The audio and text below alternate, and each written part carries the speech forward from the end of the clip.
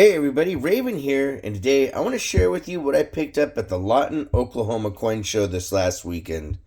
A smaller show, but it's still a lot of fun. Met a lot of really cool people.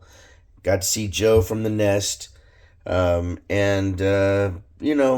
being a smaller show, there was only about 14 or 15 dealers total. A lot of dealers that I see time and time again. So sometimes it's hard to get new stuff, but I was happy with the things I was able to pick up. I didn't get very much, but hey, still got some cool things. Matter of fact, we got three 1986 Silver Eagles, ladies and gentlemen. First year American Silver Eagles, and these are beautiful.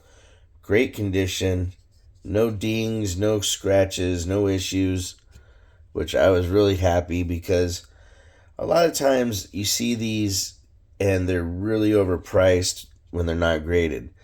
In raw, they should go for about $50 to $55, $60 at the very most, because there's so much movement between a 63 up to a 69 or a 70. These are definitely higher grades, 68, 69, something like that. But I got a good deal, so I was happy. And, you don't see a lot of raw 86s at the shows. You see a lot of graded stuff, which is fine, but sometimes it's nice to get your hands on some raw stuff.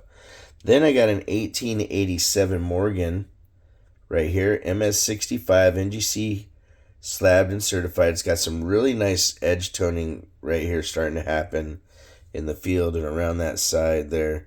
That retails about $190. We got an 83.0 Rattler, ladies and gentlemen. I love getting my hands on the Rattlers. This one doesn't want to rattle much, but the cool thing about these is you get a premium on the holder itself because honestly, this is probably at least a 64. It's in great condition. Now, 64s or New Orleans can still get a 64 even though the breast feathers here are weak because they were notoriously weak stricken at that mint. That one's at least $100 retail without giving it a Rattler premium or anything. So probably about $130, give or take. Up next, something I don't see very often, Washington quarters and Rattlers. I picked up two of them. This is a 64 proof 65. It's got some toning and haze going on there. Very nice coin. And it had its counterpart, a 1963 with the same grade, proof 65.